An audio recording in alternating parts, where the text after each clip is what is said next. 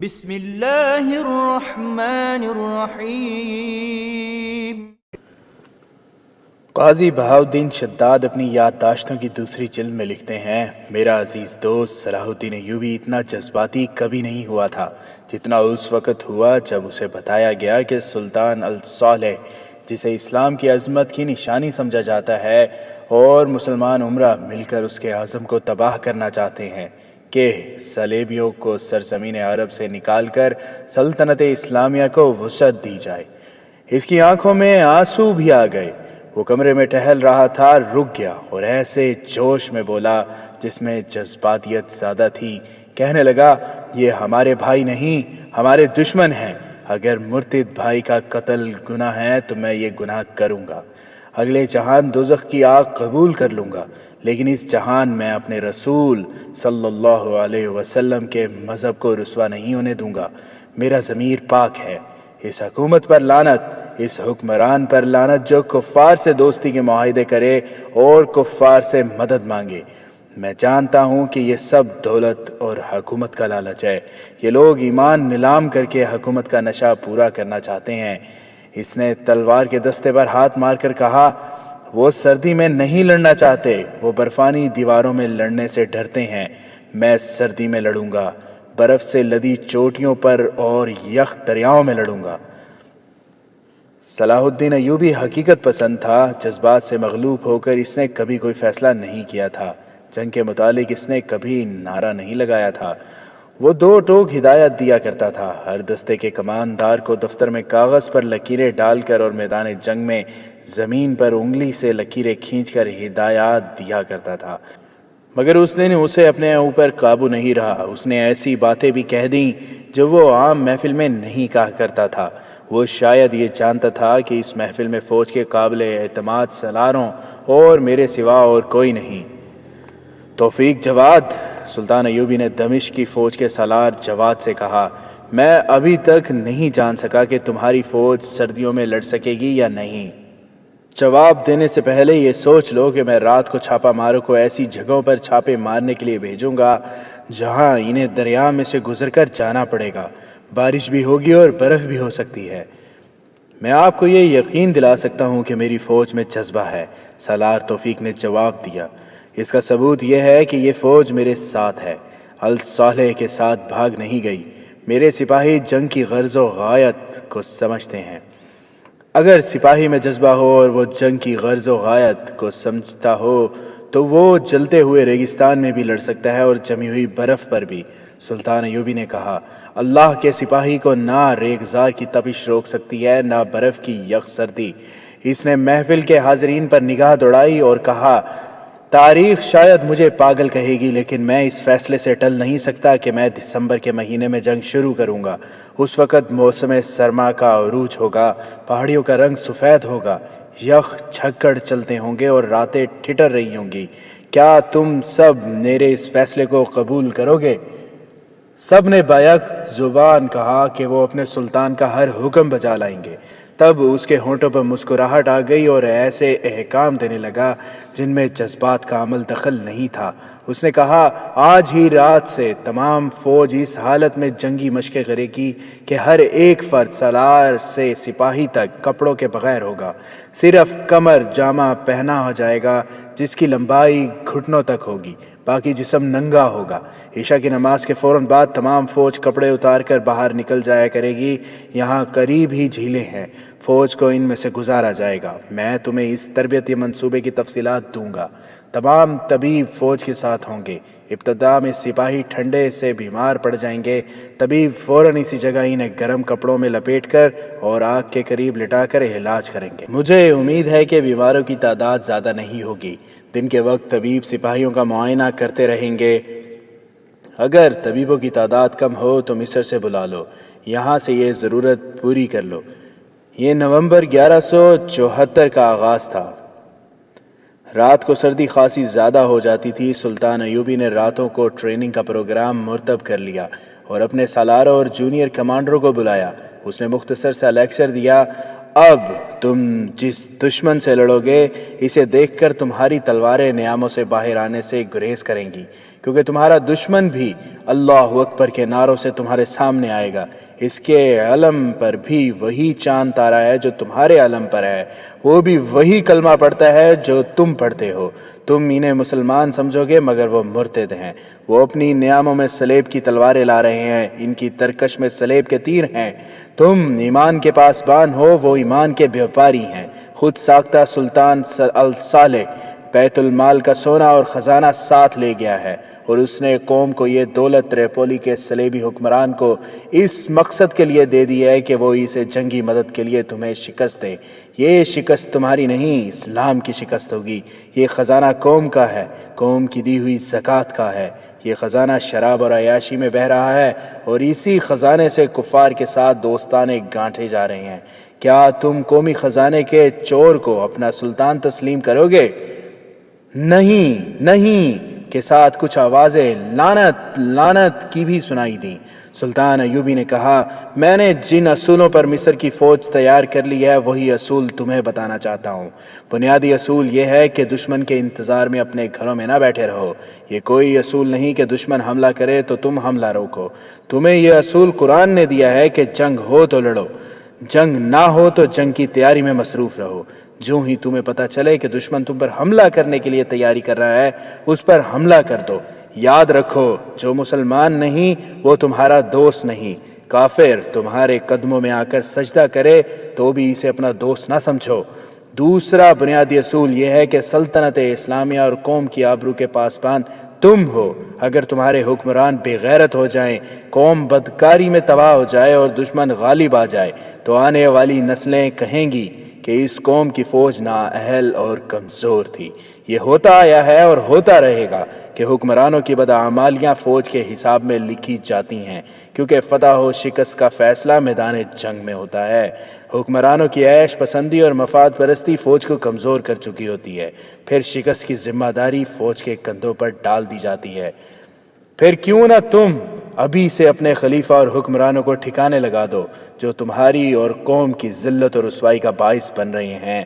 میں نہیں بتا سکتا کہ میں جس جنگ کی تیاری کر رہا ہوں وہ کیسی ہوگی، صرف یہ جانتا ہوں کہ وہ بڑی ہی سخت جنگ ہوگی۔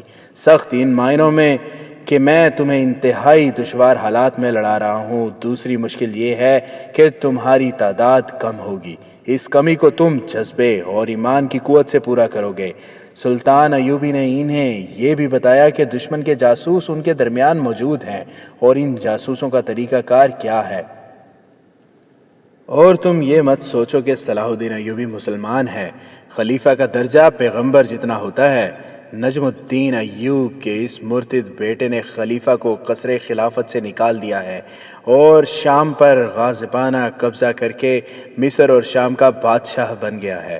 اگر تم خدا کے قہر سے بچنا چاہتے ہو، زلزلوں اور طوفانوں سے محفوظ رہنا چاہتے ہو، تو صلاح الدین ایوبی کو شرمناک شکست دے کر سلطنت کی گدی بحال کرو۔ یہ آواز ایک امیر کی تھی جو حلب میں اپنی فوج کو سلطان ایوبی کے خلاف بھڑکا رہا تھا۔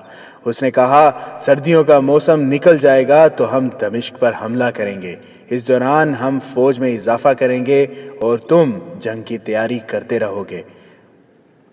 ذہنی تقریب کاری کے بغیر جنگ جیتنا بہت مشکل ہے۔ یہ آواز صلیبی فوج کے ایک مشیر کی تھی جسے ریمانڈ نے الصالح کے پاس بھیجا تھا۔ وہ کہہ رہا تھا، ہم تمہارے کسی شہر میں آ کر نہیں لڑیں گے، ہم مصر سے آنے والی کمک کو روکیں گے اور موقع دیکھ کر سلطان ایوبی کو کہیں گھیرے میں لے لیں گے۔ آپ کی فوج دمشق پر حملہ کرے گی۔ سردیوں کے موسم میں نہ آپ حملہ کر سکتے ہیں نہ صلاح الدین ایوبی۔ آپ اس وقت سے فائدہ اٹھائیں۔ مجھے جو خطرہ نظر آ رہا ہے وہ یہ ہے کہ آپ کی قوم آپس میں لڑنے سے گریز کرے گی۔ آپ ان علاقوں میں جو آپ کے قبضے میں ہیں اپنی قوم کو صلاح الدین ایوبی کے خلاف بھڑکائیں۔ اس کا بہترین حربہ آپ کا مذہب اور قرآن ہے۔ اس مقصد کے لیے مذہب، قرآن اور مسجد کا استعمال کریں۔ ہم نے مسلمانوں میں یہ کمزوری دیکھی ہے کہ مذہب کے نام پر جلدی بھڑکتے ہیں۔ اگر آپ ہماری مدد کریں گے تو ہم آپ کو یہ تخریب کاری دمشق میں بھی کر کے دکھائیں گے۔ یہ دیکھ کر میرا سر شرم سے جھک جاتا ہے کہ 5 سال گزر گئے ہیں، ہم سے ابھی صلاح الدین ایوبی قتل نہیں ہوا۔ یہ آواز فدائی قاتلوں حشیشین کے مرشد شیخ سنان کی تھی۔ وہ ان فدائیوں سے جنہیں سلطان ایوبی کے قتل کے لیے بھیجا جا رہا تھا کہہ رہا تھا، ایوبی پر ہمارے 4 حملے ناکام ہو چکے ہیں، ناکام بھی ایسے کہ ہمارے آدمی مارے گئے اور زندہ بھی پکڑے گئے۔ حسن بن صبا کی روح مجھ سے جواب مانگ رہی ہے، کیا تم اسے زہر نہیں دے سکتے؟ کہیں چھپ کر اسے تیر کا نشانہ بنا لو۔ کیا تم اپنی موت سے خوف زدہ ہو گئے ہو؟ اپنے حلف کے الفاظ بھول گئے ہو؟ میں اب یہ نہیں سننا چاہتا کہ صلاح الدین ایوبی ابھی زندہ ہے۔ وہ زیادہ دیر زندہ نہیں رہے گا، ایک فدائی نے کہا، اور اس کے ساتھیوں نے اس کی تائید کی۔ سلطان ایوبی کی جو فوج مصر میں تھی، اس کی کمان سلطان ایوبی کے بھائی العادل کے پاس تھی۔ سلطان ایوبی نے اسے یہ حکم دے آیا تھا کہ بھرتی تیز کر دے اور جنگی مشقیں جاری رکھے۔ اس نے العادل کو سوڈان کی طرف سے خبردار کیا تھا اور اسے بتا آیا تھا کہ سوڈان کی طرف سے معمولی سی بھی فوج حرکت ہو تو وسیع پیمانے پر جنگی کارروائی کرے، اور سلطان ایوبی نے یہ بھی کہا تھا کہ وہ کمک اور رسد تیار رکھے۔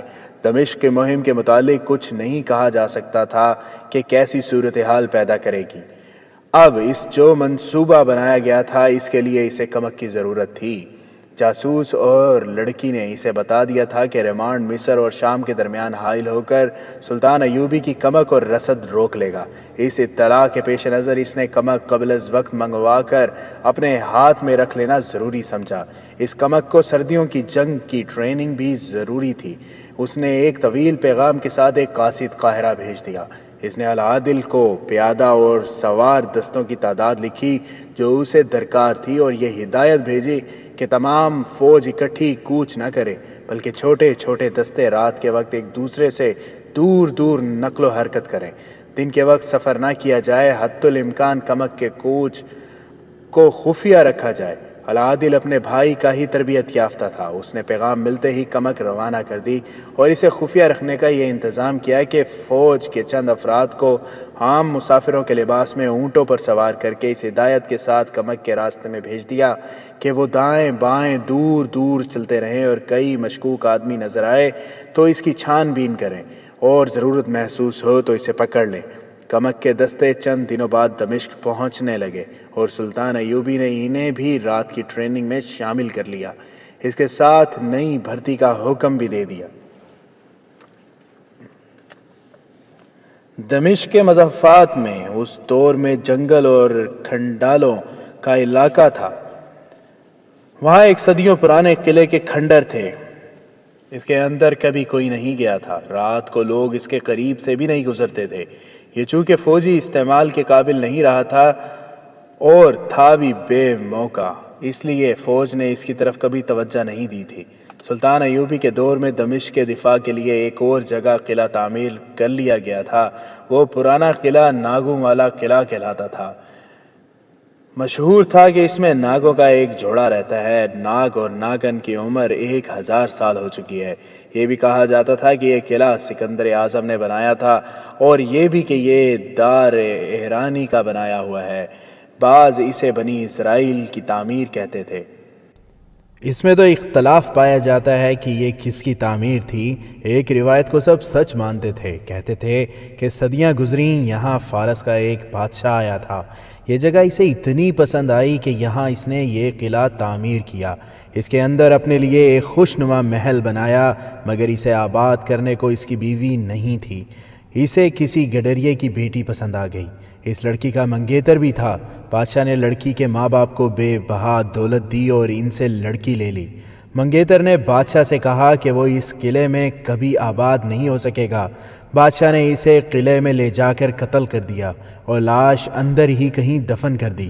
لڑکی نے بادشاہ سے کہا کہ اس نے اس کا جسم خرید لیا ہے، اس کی روح آزاد ہو گئی ہے۔ پہلے روز ہی بادشاہ جب گڈریے کی بیٹی کو شاہانہ لباس پہنا کر محل میں داخل ہوا تو فرش بیٹھ گیا اور دیواروں کے ساتھ چھت نیچے آ رہی۔ بادشاہ اور لڑکی ملبے میں دفن ہو گئے۔ بادشاہ کی فوج ملبہ ہٹانے لگی تو ملبے میں سے 2 ناگ نکلے۔ فوج نے انہیں برچھیوں، تیروں اور تلواروں سے مارنے کی کوشش کی، لیکن ناگوں کو برچھی لگتی ہی نہ تھی۔ تیر بھی ان کے قریب جا کر رخ بدل لیتے تھے۔ فوج ڈر کر بھاگ گئی۔ یہ بھی مشہور تھا کہ اب بھی رات کو قلعے کے قریب سے گزرو تو ایک لڑکی گڈریوں کے لباس میں بھیڑ بکریاں چراتی نظر آتی ہے، کبھی کبھی ایک جوان آدمی بھی نظر آتا ہے۔ بہرحال سب مانتے تھے کہ اب قلعے میں جن اور پریاں رہتی ہیں۔ جن دنوں سلطان ایوبی خلیفہ اور عمرہ کے خلاف جنگ کی تیاریاں کر رہا تھا، دمشق میں یہ بات مشہور ہو گئی کہ ناگوں والے قلعے میں ایک بزرگ نمودار ہوا ہے، جو دعا کرتا ہے تو سب روگ دور ہو جاتے ہیں اور وہ آنے والے وقت کی خبریں بھی دیتا ہے۔ شہر میں کسی نے اس کی کرامات سنائی تھیں جو فوراً مشہور ہو گئیں۔ بعض نے اسے امام مہدی بھی کہا تھا۔ لوگ وہاں جانے کو بے چین ہونے لگے، لیکن ڈرتے تھے کہ یہ گڈریے کی بیٹی اور اس کی منگیتر یا فارس کے بادشاہ کی بدرو ہی نہ ہو، اور یہ جنوں اور بھوتوں کا فریب بھی ہو سکتا ہے۔ بعض لوگوں نے ذرا دور کھڑے ہو کر قلعے کو دیکھا تھا۔ 3-4 آدمیوں نے بتایا کہ انہوں نے سیاہ داڑھی اور سفید چغے والے ایک آدمی کو قلعے سے باہر آتے اور فوراً ہی اندر جاتے دیکھا تھا۔ لوگوں کو اس بزرگ کی کرامات تو سنائی دیتی تھیں، مگر ایسا کوئی آدمی ملتا تھا جس نے یہ کہا ہو کہ وہ قلعے کے اندر گیا اور اس کے لیے بزرگ نے دعا کی تھی۔ ایک روز سلطان ایوبی کے محافظ دستے کا ایک سپاہی ڈیوٹی کا وقت پورا کر کے کہیں باہر گھوم پھر رہا تھا۔ وہ وجیحہ اور خوبرو جوان تھا۔ محافظ دستے کے تمام جوان ایسے ہی تھے۔ سامنے سے نورانی چہرے والا ایک آدمی آ رہا تھا جس کی سیاہ داڑھی تھی اور سلیقے سے تراشی ہوئی تھی۔ اس کا چغا سفید تھا اور سر پر نہایت دلکش عمامہ۔ اس کے ہاتھ میں تسبیح تھی۔ محافظ سپاہی کے سامنے آ کر وہ رک گیا۔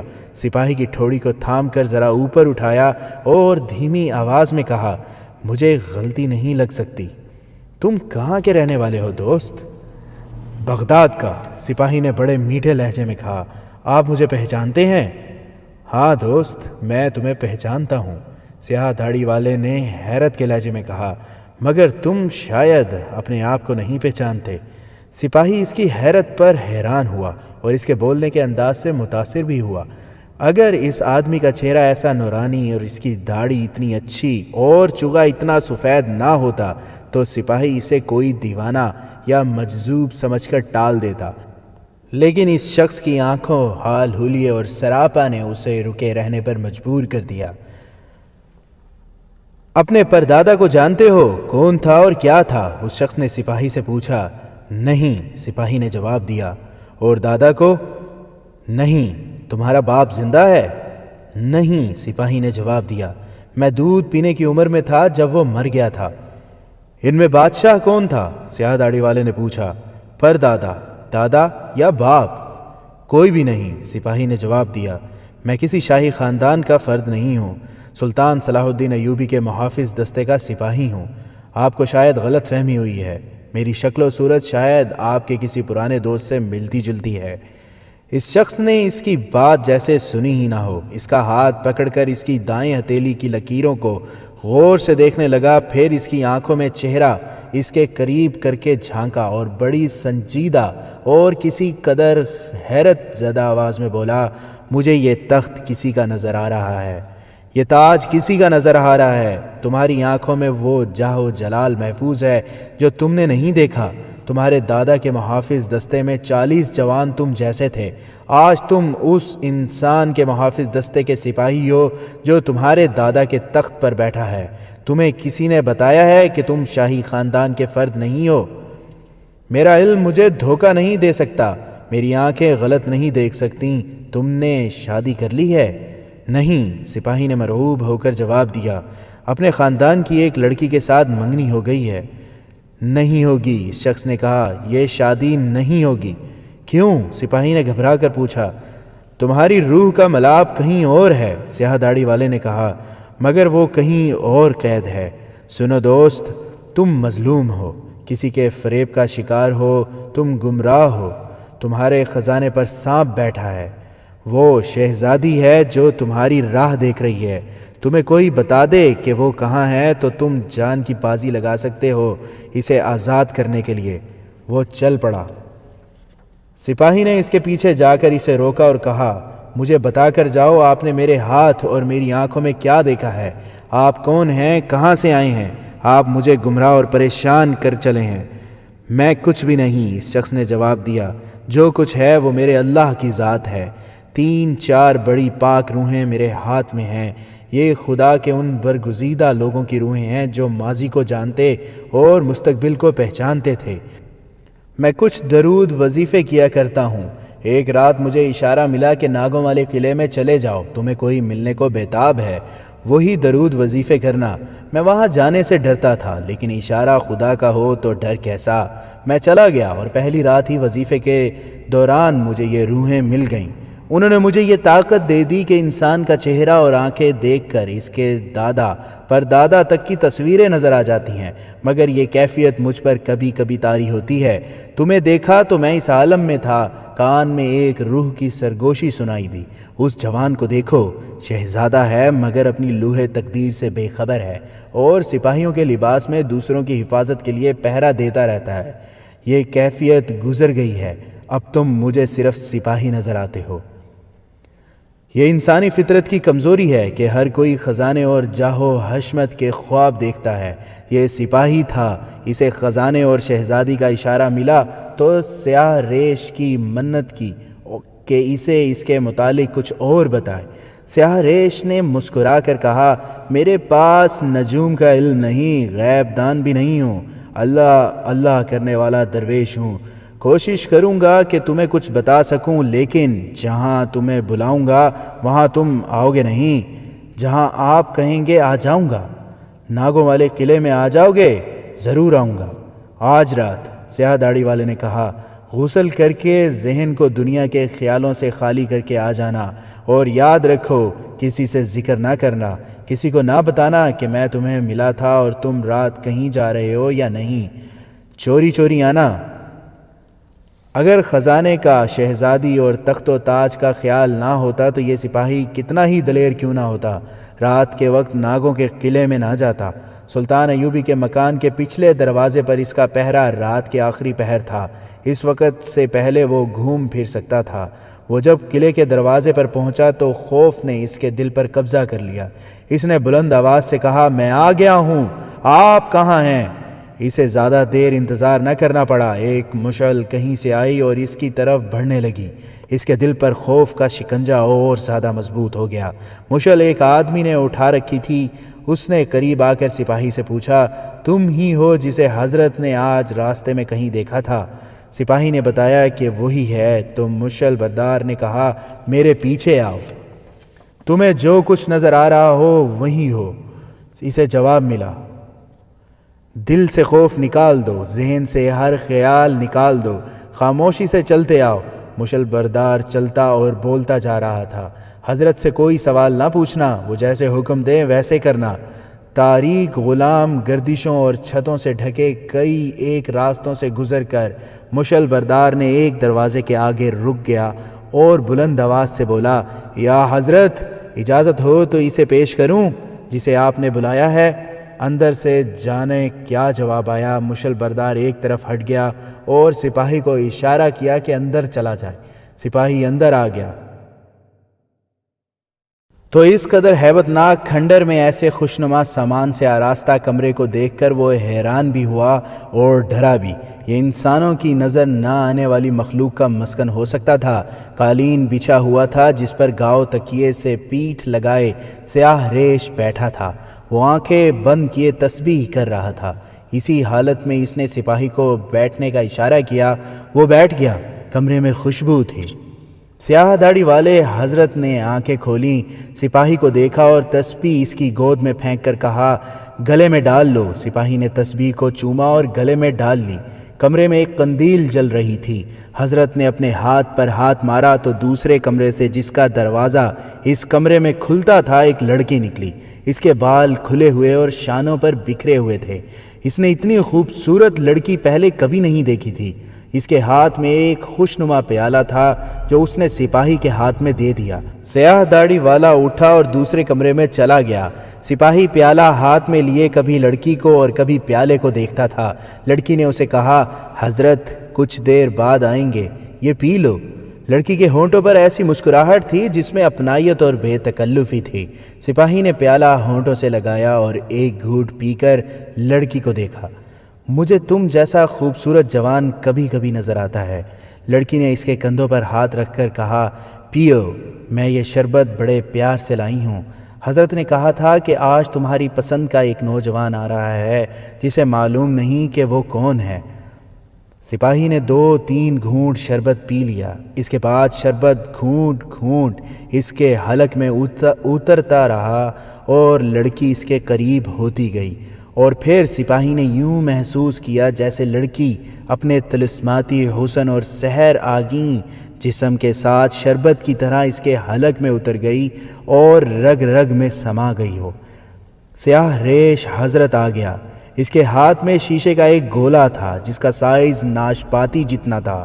اس نے گولا سپاہی کے ہاتھ میں دے کر کہا، اپنی آنکھوں کے سامنے رکھو اور اس میں سے قندیل کی لو کو دیکھو اور دیکھتے رہو۔ سپاہی نے شیشے کے گولے میں سے قندیل کو دیکھا تو اسے اپنی آنکھوں کے سامنے کئی رنگ شعلوں کی طرح تھرکتے نظر آنے لگے۔ لڑکی کے ریشمی بال اس کے گالوں کو چھو رہے تھے اور لڑکی نے اس طرح اسے اپنے بازوؤں کے گھیرے میں لے رکھا تھا کہ وہ لڑکی کے جسم کی حرارت اور خوشبو کو محسوس کر رہا تھا۔ اس کے کانوں میں ایک سریلی اور پراسرار آواز پڑنے لگی، مجھے تخت سلیمان نظر آ رہا ہے، مجھے تخت سلیمان نظر آ رہا ہے۔ ذرا سی دیر اس کا یہ احساس زندہ رہا کہ یہ آواز سیاہ داڑھی والے کی ہے، پھر یہ اس کی اپنی آواز بن گئی اور پھر وہ اس دنیا کا حصہ بن گیا جو اسے شیشے میں نظر آنے لگی تھی۔ اسے تخت سلیمان نظر آ رہا تھا جس پر نورانی چہرے والا ایک بادشاہ بیٹھا تھا۔ اس کے دائیں بائیں اور پیچھے 4-5 لڑکیاں کھڑی تھیں۔ وہ اتنی خوبصورت تھی کہ وہ پریاں ہو سکتی تھیں۔ ہاں ہاں، سپاہی نے کہا، مجھے تخت سلیمان نظر آ رہا ہے۔ لڑکی کے بکھرے ہوئے بال اس کے اوپر پھیل گئے۔ سپاہی کو شیشے میں سے نظر آتے ہوئے تخت کے قریب کھڑے ایک آدمی کی آواز سنائی دی، یہ بادشاہ تمہارا دادا ہے جو ہفت اقلیم کا بادشاہ ہے۔ شاہ سلیمان کی پریاں اور جنات اس کے دربار میں سجدے کرتے ہیں۔ اپنے دادا کو پہچانو، یہ تمہارا ورثہ ہے، تخت جا رہا ہے۔ سپاہی نے ہڑبڑا کر کہا، وہ تخت لے جا رہے ہیں، یہ دیو ہیں، بہت بڑے بڑے، بہت ڈراؤنے، انہوں نے تخت اٹھا لیا ہے۔ اور شیشے کے گولے میں کئی رنگوں کے شعلے رہ گئے جو تھرک رہے تھے جیسے وجد میں آئے ہوئے رقص کر رہے ہوں۔ سپاہی نے محسوس کیا جیسے کوئی چیز اس کی ناک کے ساتھ لگی ہوئی ہو۔ شیشے کا گولا اس کی آنکھوں کے آگے سے خود ہی ہٹ گیا اور اس پر غنودگی طاری ہو گئی۔ وہ اس وقت اپنے آپ میں آیا جب لڑکی اس کے سر پر ہاتھ پھیر رہی تھی۔ اس نے آنکھ کھولی تو اپنے آپ کو قالین پر پڑے پایا۔ لڑکی کا ایک بازو اس کے سر کے نیچے تھا۔ لڑکی اس کے پاس نیم دراز تھی۔ سپاہی اٹھ بیٹھا۔ وہ حیران تھا اور پریشان تھا۔ اس کے منہ سے پہلے بات یہ نکلی، وہ کہتے تھے کہ تخت تمہارے دادا کا ہے اور یہ تمہارا ورثہ ہے۔ حضرت نے بھی یہی فرمایا ہے۔ لڑکی نے بڑی پیاری آواز میں کہا، حضرت کہاں ہیں؟ سپاہی نے کہا، وہ اب نہیں مل سکیں گے۔ لڑکی نے جواب دیا، تم نے کہا تھا کہ رات کے آخری پہر تمہارا پہرا ہے، اس لیے میں نے تمہیں جگا دیا ہے۔ رات آدھی گزر گئی ہے، تم اب چلے جاؤ۔ وہ وہاں سے نکلنا نہیں چاہتا تھا۔ وہ پوچھ رہا تھا کہ اس نے خواب دیکھا تھا یا یہ حقیقت تھی۔ لڑکی نے اسے بتایا کہ یہ خواب نہیں تھا، یہ حضرت کی خصوصی کرامات تھیں۔ ان کے لیے حکم ہے کہ وہ اس قسم کا کوئی راز اپنے پاس نہ رکھیں، یہ اس تک پہنچا دیں جس کا یہ راز ہے، مگر یہ کیفیت حضرت پر کسی وقت طاری ہوتی ہے، اب معلوم نہیں کب ہو۔ سپاہی نے لڑکی کی منت سماجت شروع کر دی۔ لڑکی نے اسے کہا، تم میرے دل میں اتر گئے ہو، میں نے اپنی روح تمہارے حوالے کر دی ہے، تمہارے لیے اپنی جان بھی قربان کر دوں گی۔ میں تمہیں کبھی جانے نہ دوں، لیکن تمہارے فرض کی ادائیگی ضروری ہے۔ اب چلے جاؤ، کل رات آ جانا، میں حضرت سے درخواست کروں گی کہ وہ تمہارا راز تمہیں دے دیں۔ وہ جب قلعے سے نکلا تو اس کے قدم اٹھ نہیں رہے تھے۔ اس کے ذہن پر اپنے دادا کا تخت سلیمان غالب تھا اور دل پر لڑکی کا قبضہ تھا۔ تاریک رات میں قلعے کے کھنڈر اسے محل کی طرح خوشنما نظر آ رہے تھے۔ وہ مسرور بھی تھا، دل میں کوئی خوف اور کوئی پریشانی نہیں تھی۔ صلاح الدین ایوبی کی تمام تر توجہ فوج کی ٹریننگ اور منصوبہ بندی پر مرکوز تھی۔ اس نے اپنے لیے اور مرکزی کمان کے اعلیٰ فوجی حکام کے لیے آرام حرام کر رکھا تھا۔ انٹیلیجنس کا انچارج حسن بن عبداللہ جہاں اپنے کاموں میں مصروف تھا، وہاں اسے یہ بھی فکر تھا کہ سلطان ایوبی اپنی حفاظت کا خیال نہیں رکھتا۔ اس کے باڈی گارڈ کے کمانڈر نے حسن بن عبداللہ سے کئی بار شکایت کی تھی کہ سلطان اسے بتائے بغیر پچھلے دروازے سے نکل جاتے ہیں اور وہ ان کے خالی کمرے کا پہرا اس خیال سے دیتا رہتا ہے کہ سلطان اندر ہے۔ کمانڈر سلطان ایوبی کے ساتھ اپنے 2-4 گارڈ سائے کی طرح لگائے رکھنا چاہتا تھا۔ کمانڈر کو یہ بھی بتا دیا گیا تھا کہ اب فدائی پوری تیاری سے سلطان ایوبی کو قتل کرنے آ رہے ہیں۔ اس اطلاع نے کمانڈر کو اور زیادہ پریشان کر دیا تھا، مگر سلطان ایوبی کی بے پرواہی کا یہ عالم تھا کہ حسن بن عبداللہ نے اس سے کہا کہ وہ باڈی گارڈ کے بغیر باہر نہ نکل جایا کریں، تو سلطان ایوبی نے مسکرا کر اس کے گال پر تھپکی دی اور کہا، ہم سب کی جان اللہ تعالیٰ کے ہاتھ میں ہے۔ محافظوں کی موجودگی میں مجھ پر 4 قاتلانہ حملے ہو چکے ہیں۔ اللہ کو منظور تھا کہ میں زندہ رہوں۔ میں اللہ کی راہ پر چل رہا ہوں۔ اگر اس کی ذات باری مجھے اس سے سبق دوش کرنا چاہے گی تو اس کی رضا کو نہ میں روک سکوں گا نہ میرے محافظ۔ پھر بھی سلطان محترم، حسن بن عبداللہ نے کہا، میرے اور محافظ دستے کے فرائض ایسے ہیں کہ آپ کے عقیدوں اور جذبے سے میں متاثر نہیں ہو سکتا۔ مجھے فدائیوں کے متعلق جو اطلاعیں مل رہی ہیں، ان کے پیش نظر مجھے رات کو بھی آپ کے سرہانے کھڑا رہنا چاہیے۔ میں تمہارے اور محافظوں کے فرائض کا احترام کرتا ہوں حسن، سلطان ایوبی نے کہا، مگر میں محافظوں کے ساتھ باہر نکلتا ہوں تو محسوس کرتا ہوں کہ جیسے مجھے اپنی قوم پر بھروسہ نہیں۔ عموماً حکمران اپنی قوم سے ڈرا کرتے ہیں، وہ دیانت دار اور مخلص نہیں ہوتے۔ ڈر قوم کا نہیں، حسن بن عبداللہ نے کہا، میں فدائیوں کی بات کر رہا ہوں، میں احتیاط کروں گا، سلطان ایوبی نے ہنس کر کہا۔ ناگوں والے قلعے سے آ کر محافظ سپاہی اپنی ڈیوٹی پر چلا گیا۔ اس نے وہ دن اسی ذہنی کیفیت میں گزارا کہ وہ تصوروں میں تخت سلیمان اور لڑکی کو دیکھتا رہا۔ شام گہری ہوتے ہی وہ قلعے کی طرف چل پڑا۔ اس کے دل پر کوئی خوف نہیں تھا۔ وہ دروازے میں داخل ہو کر اندھیرے میں کچھ دور اندر چلا گیا اور رک گیا۔ اس نے گزشتہ رات کی طرح پکارا، میں آ گیا ہوں، کیا میں آگے آ سکتا ہوں؟ اسے زیادہ دیر انتظار نہ کرنا پڑا۔ مشعل کی روشنی نظر آنے لگی اور مشعل اس سے کچھ دور آ کر رک گئی۔ مشعل بردار نے کہا، حضرت کے قدموں میں سجدہ ضرور کرنا، آج کسی سے ملنا نہیں چاہتے، تم آ جاؤ۔ گزشتہ رات اس کی طرح وہ غلام گردشوں وغیرہ سے گزرتا مشعل بردار کے ساتھ حضرت کے دروازے پر رکا۔ حضرت نے اندر آنے کی اجازت دے دی۔ سپاہی نے اس کے قدموں میں جا سر رکھا اور التجا کی، یا حضرت، مجھے میرا راز دے دو، میں کون ہوں، مجھے آپ کیا دکھائیں گے؟ سیاہ ریش حضرت نے اپنے ہاتھ پر ہاتھ مارا تو وہی لڑکی دوسرے کمرے سے آئی۔ وہ سپاہی کو دیکھ کر مسکرائی۔ سپاہی اسے اپنے پاس بٹھانے کو بےتاب ہو گیا۔ سیاہ ریش نے لڑکی سے کہا، یہ آج پھر آ گیا ہے، کیا میں یہاں تماشا دکھانے کے لیے بیٹھا ہوں؟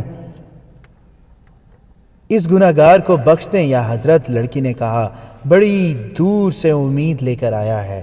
تھوڑی دیر بعد کل والا شیشہ اس کے ہاتھ میں تھا۔ لڑکی نے اس سے پہلے اسے شربت پلایا تھا اور اس کے پیچھے بیٹھ کر اس کی پیٹھ اپنے سینے سے لگا لی اور بازو اس کے گرد لپیٹ دیے جیسے ماں نے اپنے بچے کو گود میں لے رکھا ہو۔ سپاہی کو سیاہ ریش حضرت کی سریلی آواز سنائی دینے لگی، مجھے شاہ سلیمان کا محل نظر آ رہا ہے، مجھے شاہ سلیمان کا محل نظر آ رہا ہے۔ یہ آواز دبتی چلی گئی جیسے بولنے والا دور ہی دور ہوتا جا رہا ہو۔ اوہ، سپاہی نے چوک کر کہا، ایسا محل اس دنیا کے کسی بادشاہ کا نہیں ہو سکتا۔ میں اس محل میں پیدا ہوا تھا۔ اسے کسی کی آواز سنائی دینے لگی جو یہی الفاظ دہرا رہی تھی، میں اس محل میں پیدا ہوا تھا۔ پھر یہ اس کی اپنی آواز بن گئی اور پھر اس نے یوں محسوس کیا جیسے اس کے وجود کے اندر یہی ایک آواز گونجنے لگی ہے، میں اس محل میں پیدا ہوا تھا۔ پھر وہ آوازوں سے لا تعلق ہو گیا۔ اسے ایک محل نظر آ رہا تھا اور وہ خود اس کے باہر ایک باغ میں گھوم پھر رہا تھا۔ اب یہ اسے شیشے کے گولے میں نظر نہیں آ رہا تھا، بلکہ یہ محل حقیقت بن گیا تھا جس کی ہر چیز کو، باغ کو، پودوں اور پھولوں کو ہاتھ لگا کر محسوس کر سکتا تھا اور سونگھ سکتا تھا۔ وہ وہاں سپاہی نہیں شہزادہ تھا۔ یہ محل فضا میں تحلیل ہو گیا اور سپاہی نے بہت دیر بعد اپنے آپ کو لڑکی کی آغوش میں پایا۔ اس نے لڑکی سے بہت کچھ پوچھا۔ لڑکی نے اسے بتایا کہ حضرت کہہ گئے ہیں کہ یہ شخص شہزادہ تھا اور یہ اب بھی شہزادہ بن سکتا ہے۔ حضرت یہ معلوم کرنے کی کوشش کر رہے ہیں کہ سپاہی کے تخت و تاج پر کس کا قبضہ ہے۔ لڑکی نے اسے کہا، حضرت کہہ گئے ہیں کہ تم اگر 7-8 روز یہیں رہو تو وہ سب کچھ معلوم کر سکیں گے اور تمہیں سب کچھ دکھا دیں گے۔ اگلی رات وہ پھر قلعے کے اسی کمرے میں بیٹھا تھا۔ اس نے 4 روز کی چھٹی لے لی تھی۔ اسے لڑکی نے اسی پیالے میں شربت پلایا، اس کے ہاتھ میں شیشے کا گولا دے دیا۔ اس نے کسی کے بتائے بغیر گولا اپنی آنکھوں کے آگے رکھ لیا اور قندیل کی لو دیکھتا رہا۔ اسے اس میں رنگا رنگ شعلے ناچتے نظر آئے۔ سیاہ ریش نے اپنے طلسماتی انداز سے کچھ بولنا شروع کر دیا۔ اس سے پہلے وہ 2 بار اس عمل سے گزر چکا تھا۔ دونوں بار ایسے ہوا تھا کہ اسے شیشے کے گولے میں تخت سلیمان اور اگلی رات شاہ سلیمان کا محل نظر آیا تھا، مگر اس کے بعد گولا اس کے ہاتھ میں نہیں ہوتا تھا۔ اسے جب گولے میں کوئی منظر نظر آنے لگتا تھا تو سیاہ ریش یا لڑکی سپاہی کے ہاتھ سے گولا لے کر الگ رکھ دیتی تھی۔ اب تیسری رات بھی یہی ہوا۔ سیاہ ریش اس کے سامنے بیٹھ گیا اور اس کی آنکھوں میں آنکھیں ڈال کر پر اسرار لہجے میں جو دھیما دھیما سا تھا کہہ رہا تھا، یہ پھول ہیں، یہ باغ ہیں، میں باغ میں موجود ہوں۔ وہ یہی الفاظ دہرا رہا تھا اور لڑکی سپاہی کے ساتھ لگی بیٹھی اس کے بالوں میں انگلیاں پھیر رہی تھی۔ سپاہی کو ایک باغ نظر آ گیا۔ زمین اونچی نیچی تھی اور ہریالی سے ڈھکی ہوئی تھی۔ ہر طرف رنگ برنگے پھول تھے اور ان کی مہک نشہ طاری کرتی تھی۔ سپاہی نے باغ میں ایک ایسی لڑکی کو ٹہلتے اور گنگناتے دیکھا جو اس لڑکی سے بہت ہی زیادہ خوبصورت تھی جو اس کے ساتھ لگی بیٹھی تھی۔ اس کا لباس ایک ہی رنگ کا تھا اور یہ رنگ ان رنگوں میں سے نہیں تھا جو اس دنیا میں دیکھا کرتا تھا۔ سپاہی اب ناگوں والے قلعے کے کمرے میں نہیں تھا۔ سیاہ ریش حضرت اور اس کے ساتھ کی لڑکی سے وہ بے خبر اور لا تعلق ہو چکا تھا۔ وہ قلعے سے نکل ہی گیا تھا۔ اس نے باغ میں لڑکی کو دیکھا تو اس کی طرف دوڑ پڑا۔ لڑکی بھی دوڑی اور اس کے گلے کا ہار بن گئی۔ لڑکی کے جسم سے پھولوں کی مہک اٹھ رہی تھی۔ سپاہی شاہ سلیمان کے خاندان کا شہزادہ تھا۔ وہ دونوں باغ کے اس گوشے میں چلے گئے جو ایک غار کی مانند تھا، لیکن یہ غار رنگا رنگ بیلوں اور ان کے پھولوں نے بنا رکھا تھا۔ اس کے فرش پر مخمل جیسی گھاس تھی۔ لڑکی نے پھولوں کے اس غار کے ایک کونے سے ایک خوشنما سراہی اٹھائی اور پیالہ بھر کر سپاہی کے ہاتھ میں دے دیا۔ یہ میٹھی شراب تھی۔ سپاہی پر لڑکی کے حسن اور محبت کا نشہ تو پہلے ہی طاری تھا۔ شراب کے نشے نے اسے اس سے بھی زیادہ حسین اور طلسماتی دنیا میں پہنچا دیا۔ اور پھر لڑکی نے اسے کہا کہ وہ ابھی آتی ہے۔ وہ چلی گئی۔ سپاہی کو اس کی چیخیں سنائی دیں۔ وہ باہر کو دوڑا، اسے لڑکی کہیں نظر نہ آئی۔ وہ دوڑتا ہی رہا، اسے لڑکی کی دل دوز چیخیں سنائی دیتی رہیں، مگر وہ سپاہی کو کہیں نظر نہیں آتی تھی۔ اس نے غصے سے پاگل ہو کر تلوار نکال لی اور لڑکی کی تلاش میں باولا ہوتا رہا۔ آخر اسے ایک بڑھیا ملی۔ اس نے اسے بتایا کہ لڑکی اب تمہیں نہیں مل سکے گی۔ وہ جو لڑکی کو لے گیا ہے وہ تم سے زیادہ طاقتور ہے، تم اسے کبھی نہیں دیکھ سکو گے۔ وہ جو لڑکی کو لے گیا ہے اب اس تخت پر بیٹھے گا جس پر تمہیں بیٹھنا تھا۔ اس کے پیچھے مت بھاگو، زندہ رہو اور کبھی موقع پا کر اسے قتل کر دینا۔ لڑکی تمہاری یاد میں ہلکان ہوتی رہے گی۔ وہ کون تھا جو اس لڑکی کو لے گیا ہے؟ سپاہی جب ناگوں والے قلعے کے اس کمرے میں لوٹ کر آیا تو اس نے پوچھا، اور میں نے یہ کیا دیکھا تھا؟ تم نے اپنی گزری ہوئی زندگی دیکھی ہے۔ سیاہ ریش نے اسے بتایا، میں تمہیں واپس لے آیا ہوں۔ میں وہاں سے واپس نہیں آنا چاہتا تھا۔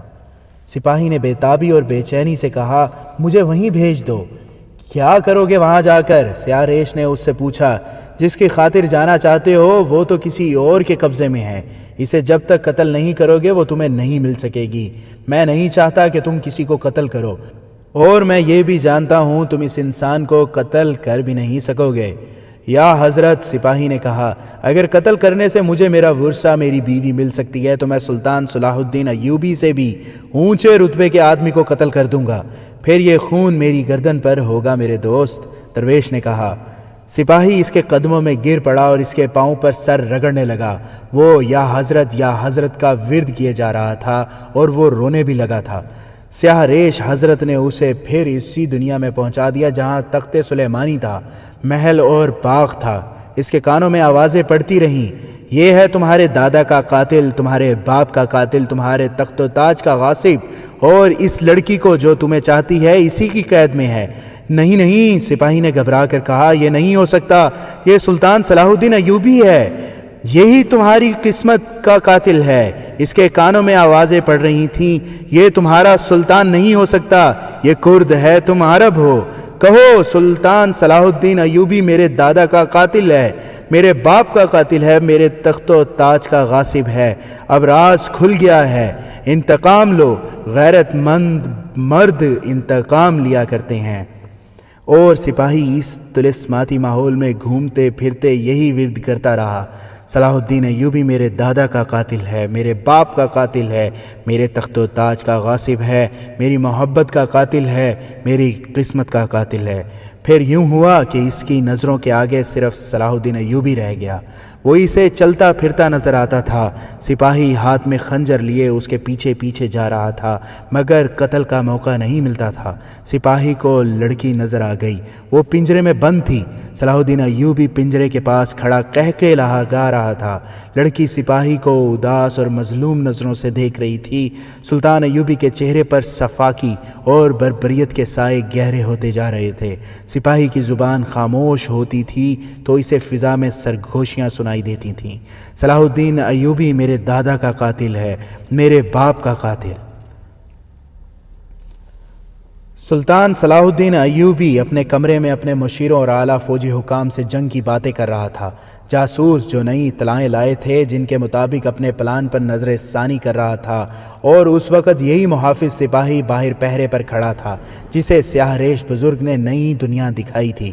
مشیر وغیرہ بہت دیر بعد کمرے سے نکلے اور سلطان ایوبی اکیلا رہ گیا۔ سپاہی کمرے میں چلا گیا اور اس نے تلوار سونت کر کہا، تم میرے دادا کے قاتل ہو، میرے باپ کے قاتل ہو۔ سلطان ایوبی نے چونک کر اسے دیکھا۔ اسے آزاد کر دو، وہ میری ہے۔ اور اس کے ساتھ ہی اس نے قہر اور غضب سے سلطان ایوبی پر تلوار کا وار کیا۔ سلطان خالی ہاتھ تھا، وہ پھرتی سے وار بچا گیا۔ اس نے باڈی گارڈز کے کمانڈر کو آواز دی اور لپک کر اپنی تلوار اٹھا لی۔ سپاہی نے اور زیادہ غضبناک ہو کر اس پر حملہ کیا۔ اگر اس کے مقابلے کا تیغ زن سلطان ایوبی نہ ہوتا تو اس کا تجربہ کار سپاہی کا وار خالی نہ جاتا۔ سلطان ایوبی نے اس کے وار صرف روکے اور وار ایک بھی نہ کیا، اور جب کمانڈر دوڑتا نظر آیا تو سلطان ایوبی نے اسے کہا، اس پر وار نہ کرنا، زندہ پکڑو۔ سپاہی نے گھوم کر کمانڈر پر وار کیا۔ اتنے میں 3-4 باڈی گارڈز اندر آ گئے۔ سپاہی قہر کا یہ عالم تھا کہ اس نے تلوار کے وار پہ وار کر کے کسی کو قریب نہ آنے دیا۔ وہ چونکہ سلطان ایوبی کو قتل کرنا چاہتا تھا اس لیے وہ اسی کی طرف لپکتا اور للکارتا رہا، تم میرے دادا کے قاتل ہو، میرے باپ کے قاتل ہو، میرے تخت و تاج کے غاصب ہو۔ آخر اس کو پکڑ لیا گیا، اس سے تلوار چھین لی گئی۔ زندہ باد میرے محافظ۔ سلطان ایوبی نے غصے کا اظہار کرنے کی بجائے اسے خراج تحسین پیش کیا اور کہا، سلطنت اسلامیہ کو تم جیسے تیغ زنوں کی ضرورت ہے۔ باڈی گارڈ، کمانڈر اور دوسرے سپاہی حیران تھے کہ یہ قصہ کیا ہے۔ سلطان ایوبی نے کمانڈر سے کہا، طبیب کو اور حسن بن عبداللہ کو فوراً بلاؤ۔ سپاہی کو 4 باڈی گارڈز نے جکڑ کر رکھا تھا اور وہ چلا رہا تھا، یہ میری محبت کا قاتل ہے، یہ میری قسمت کا قاتل ہے۔ ایک باڈی گارڈ نے اس کے منہ پر ہاتھ رکھا لیکن سلطان ایوبی نے کہا، اسے بولنے دو، ہاتھ ہٹا لو۔ اس نے سپاہی سے کہا، بولو میرے دوست، بتاؤ تم مجھے کیوں قتل کرنے لگے تھے؟ اسے آزاد کر دو، سپاہی نے چلا کر کہا، تم نے اسے پنجرے میں بند کر رکھا ہے، حضرت نے مجھے کہا تھا کہ میں تمہیں قتل نہیں کر سکوں گا، آؤ میرا مقابلہ کرو۔ بزدلوں کی طرح اپنے آدمیوں کو اپنی جان بچانے کے لیے تم نے بلا لیا ہے، تلوار نکالو، میری تلوار مجھے دو، میدان میں آؤ۔ سلطان ایوبی اسے بڑی غور سے دیکھتا رہا۔ باڈی گارڈ سلطان ایوبی کے اس حکم کا انتظار کر رہے تھے کہ اسی سپاہی کو قید خانے میں ڈال دیا جائے۔ اس کا جرم معمولی نہیں تھا، اس نے قاتلانہ حملہ کیا تھا۔ اگر سلطان ایوبی بے خبری میں بیٹھا ہوتا یا وہ اس محافظ کو اندر آتے دیکھ نہ لیتا تو اس کا قتل ہو جانا یقینی تھا، مگر سلطان ایوبی نے اسے قید میں ڈالنے کا حکم نہ دیا۔ محافظ ہذیانی کیفیت میں بول رہا تھا۔ اتنے میں طبیب آ گیا اور اس سے ذرا بعد حسن بن عبداللہ آ گیا۔ اندر کا منظر دیکھ کر وہ گھبرا گیا۔ اسے لے جائیں، سلطان ایوبی نے طبیب سے کہا، یہ غالباً اچانک پاگل ہو گیا ہے، یہ آج ہی 4 روز چھٹی کاٹ کر آیا ہے۔ باڈی گارڈ کمانڈر نے کہا، جب سے آیا ہے خاموش ہے۔ اسے گھسیٹ کر باہر لے گئے، طبیب بھی ساتھ ہی چلا گیا۔ سلطان ایوبی نے حسن بن عبداللہ کو بتایا کہ اس سپاہی نے اس پر قاتلانہ حملہ کیا ہے۔ حسن بن عبداللہ نے اس شک کا اظہار کیا کہ یہ فدائی ہوگا۔ سلطان ایوبی نے کہا، یہ سپاہی کسی وجہ سے دماغی توازن کھو بیٹھا ہے۔ حسن بن عبداللہ کو سلطان ایوبی نے کہا کہ اس کے متعلق اچھی طرح چھان بین کی جائے۔